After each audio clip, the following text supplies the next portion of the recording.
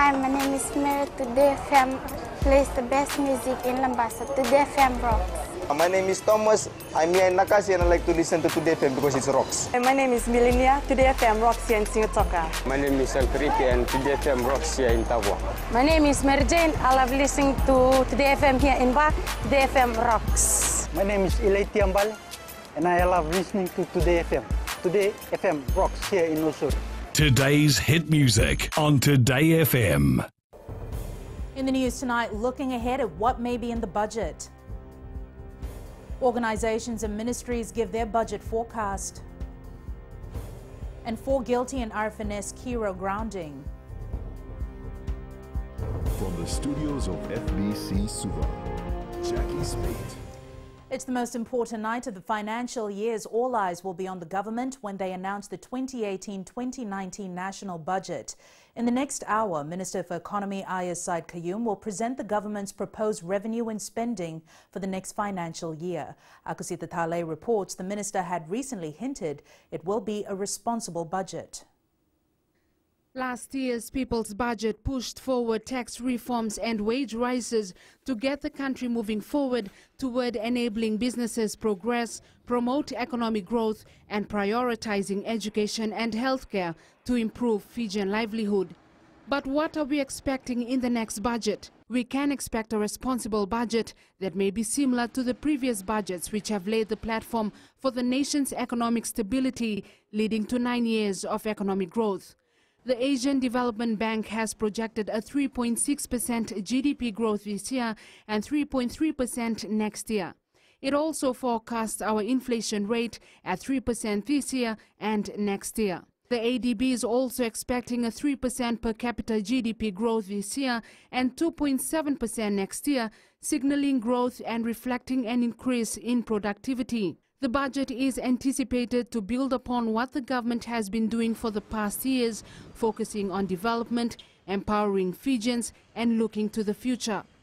The total expenditure for the 2017-2018 national budget stood at $4.44 billion with a projected revenue of $3.9 billion, translating into a net deficit of $499.5 million, equivalent to 4.5% of GDP.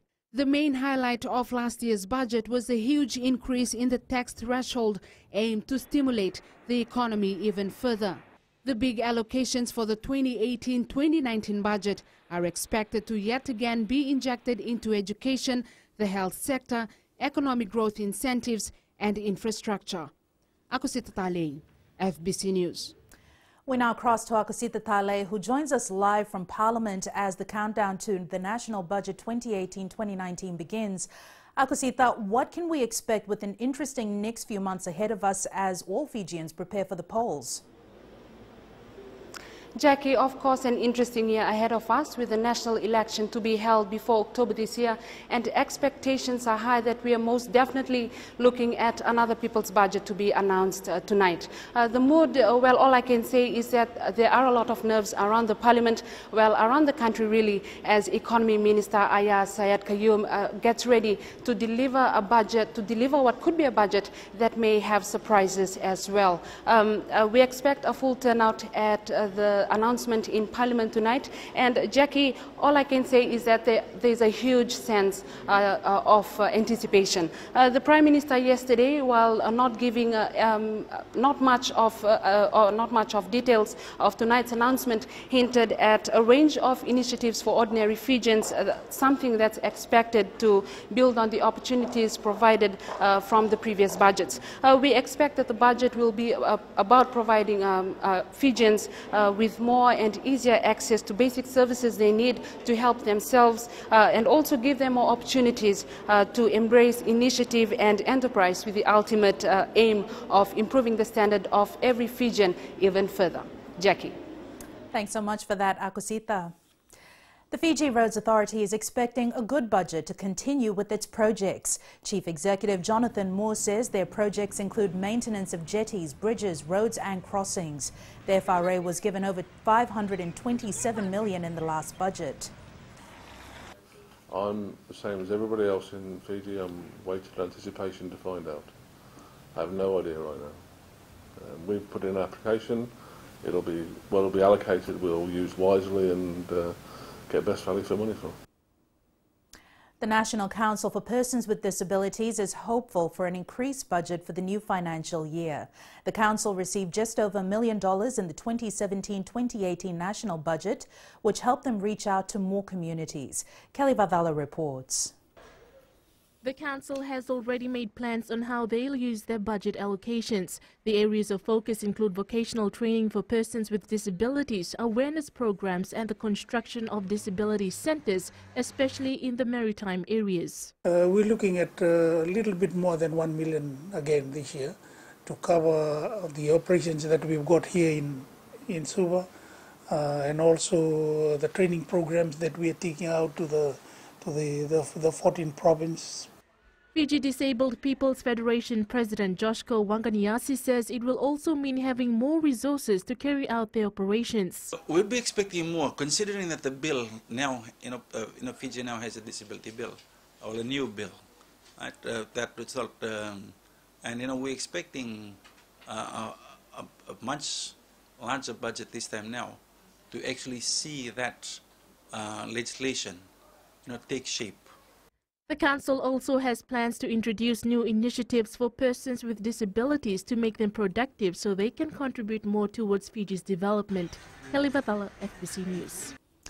The 4 naval officers involved in the 2016 grounding of the RFNS Kiro have all been found guilty by the 6-member General Court-Martial underway at the RFMF Suva Barracks. Lieutenant Commander Saula Tuilevuka, Lieutenant Samuela Dikaitonga, Lieutenant Ben Salavakau and Ensign Mike Brown were guiding the naval ship when it grounded on Belcher Rock on July 14th 2 years ago. Akusita Tale reports the RFNS Kiro left Stanley Brown Wharf or Natovi Jetty at 4:30 that morning and ran onto the rock at 5:45. The court heard Maritime Commander Lieutenant Commander Tuilevuka failed to submit a report to the Navy headquarters on the RFNS Kiro's operational sea check. That report would have notified the headquarters of the status of the Kiro and its crew. The last check was conducted in 2015. The court heard the commanding officer aboard, Lieutenant Dikaitonga, failed to train Navigation Officer Ensign Mike Brown on the operation of the Kiro's navigation radar and GPS. Brown testified he received no training on board the Kiro. Lieutenant Dikaitonga said Brown was a substitute that day, called in to replace the crew navigation officer. The court was told if Lieutenant Dikaitonga had paid close attention to Brown's course, he would have spotted anomalies. Lieutenant Dikaitonga also failed to fill in the commanding officer's night order book, which would have directed the officers on watch to consult the CO at every course change, resulting on the Kiro sailing without orders. On the 3 occasions when Brown altered course, the CO was never consulted because senior officer of the watch, Lieutenant Salavakau, had withheld the night order book. The court-martial meets again next week Friday for mitigation. Akusita Tale, FBC News. Still to come, Rumbuka clarifies interview with 60 Minutes. And High Court sets legal precedents in Viliame Kathia's case. Stay with us.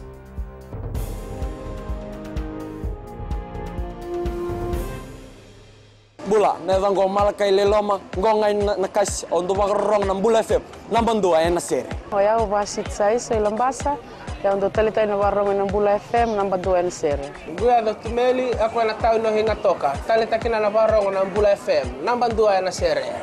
Wana tunga ng Bula FM, nambang 2 na sere nawaluan. Na vengo fane na tao ngo singa toka, kita ondo talita ka ng Bula FM, nambang 2 na sere. Bula FM, nambang 2 na sere.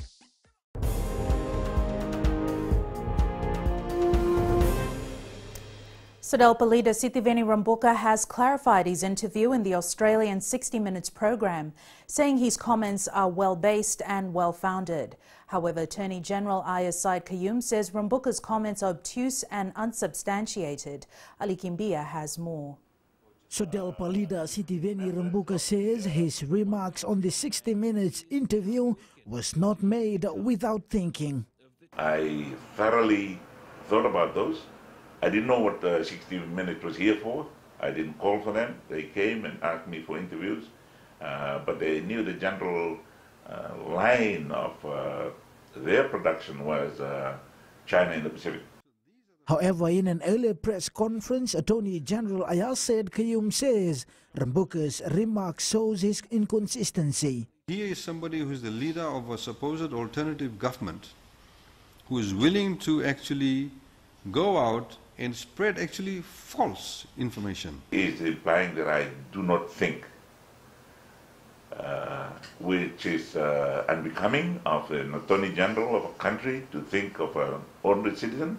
Said Kayum says it is very unfortunate that politicians like Rambuka continue to misrepresent facts for their own political gain. Ali Kimbia, FBC News. The 4 students of Ratu Kandavu Level School who were allegedly assaulted by the school principal have opted to reconcile. Principal Penny Senikarawa, who has been charged with 4 counts of assault causing actual bodily harm, appeared in court this week. The magistrate told the investigating officer to produce the statement of the victims and the parents in the next court sitting.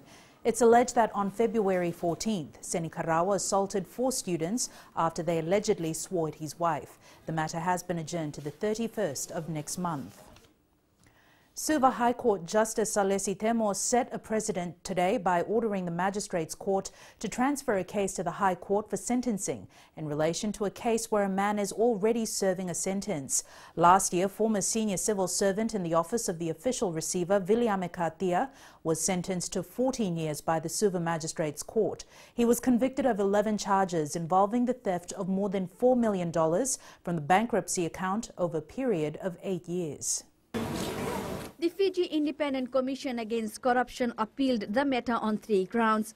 They included the failure of the magistrate to transfer the case to the High Court, the magistrate exceeding his jurisdiction and the sentence given being too lenient. Justice Temo ruled in favor of the appeal and ordered the case be transferred back to the magistrate who sentenced Katia for him to read the High Court judgment and correct himself accordingly by transferring Katia's case to the High Court for sentencing.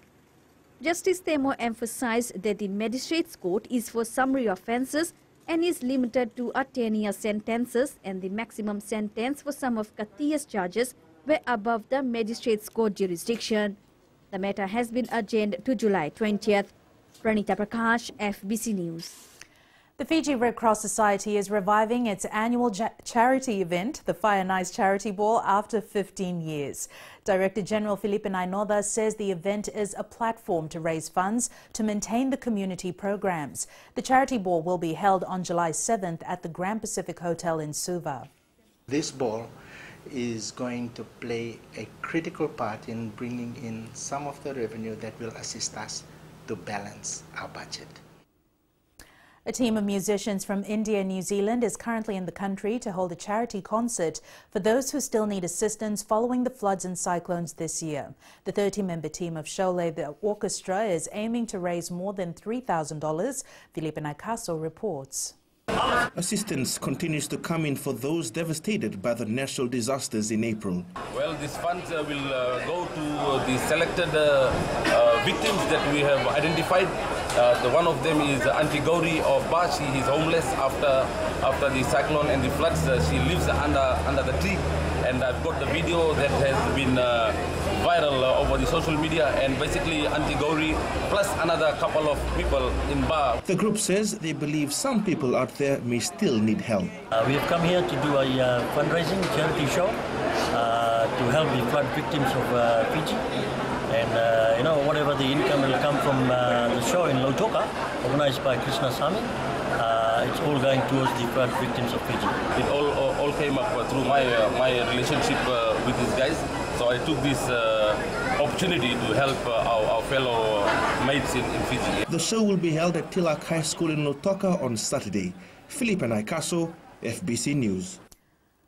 Coming up in sports, Fiji Sevens men's and women's team seeks nation's blessings ahead of the World Cup. And defending champions Germany out of the FIFA World Cup. This and more coming up.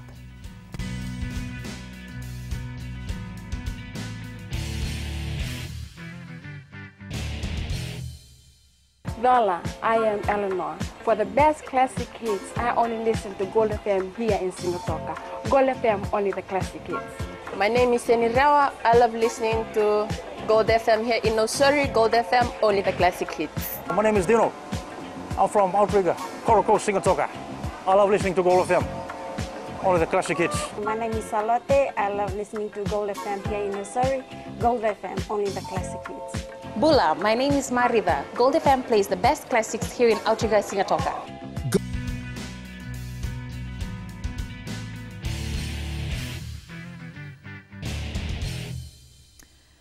Fiji Airways men's sevens coach Gareth Baber says the players will need to get back into rhythm quickly. With less than a month remaining for the World Cup, the team, which is back in camp, presented their itatau to President Major General Tiochi Konrote today. Meli Tavanga reports. After a gruesome competition during the last leg of the series and the Commonwealth Games, the players took a much-needed break before regrouping for another most awaited competition of sevens rugby. Really just, I suppose, get over a regeneration period where the players were back with their families and their villages, and where they recovered and rested, and then get them back in. And I sort of remind them what the focus is going to be over the next 3 weeks leading into the World Cup. I mean, obviously they know what the job is at hand. Captain Jerry Tuai says all the players are now focused on impressing the selectors. All the boys are good, we are injury-free, and training just started, and and everything is going well already.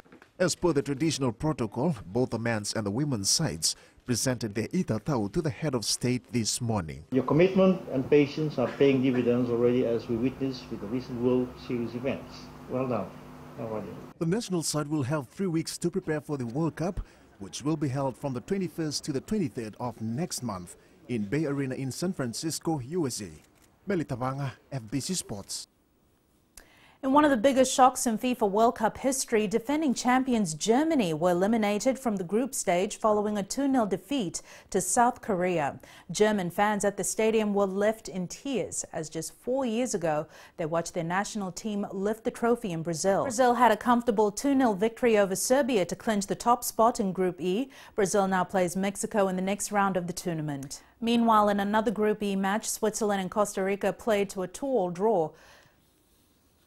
Sweden propelled themselves into the World Cup knockout stage with a 3-0 win over Mexico. They qualified as the Group F leaders with 6 points and a better goal difference than second-place Mexico.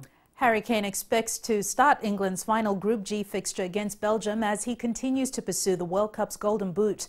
The national captain already has 5 goals to his name, having played 2 games, and his team say Kane is ready to lead the pack tomorrow. Belgium manager Roberto Martinez says that nobody has a guaranteed place for his side's World Cup match against England tomorrow. He says the majority of the players who have played in the last 2 games will be rested for their final group match.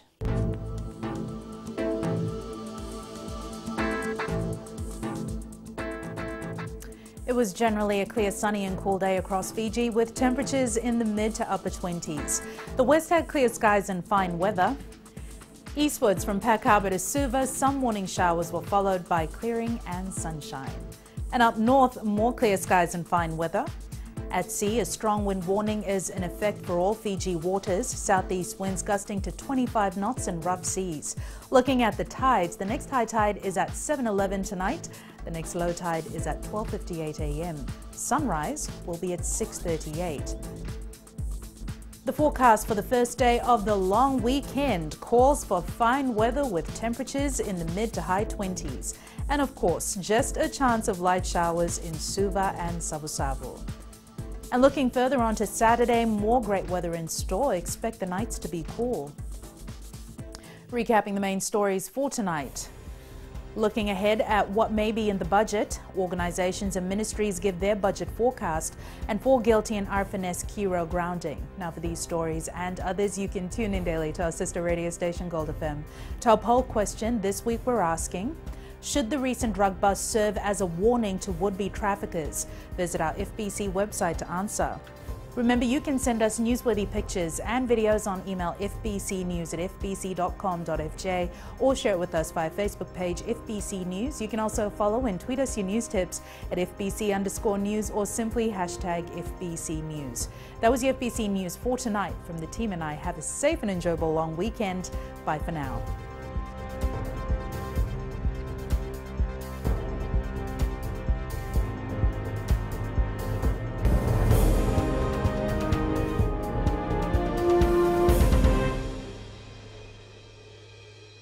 मैं नवनीत नंद नम्बुआ से। जैसे प्रेनी note मशहूर है वैसे radio Fiji 2 भी सभी जगह मशहूर है। रेडियो फिजी 2 देश की धड़कन। सीमा नकाशी से मैं रेडियो फिजी 2 पसंद करती हूँ सुनने के लिए। रेडियो फिजी 2 देश की धड़कन। मैं हूँ अंकल किंग सिंगाटोका टाउन के टैक्सी ड्राइवर। जैसे रग्बी फेमस है वैसे रेडियो फिजी 2 फेमस है। रेडियो फिजी 2 देश की धड़कन।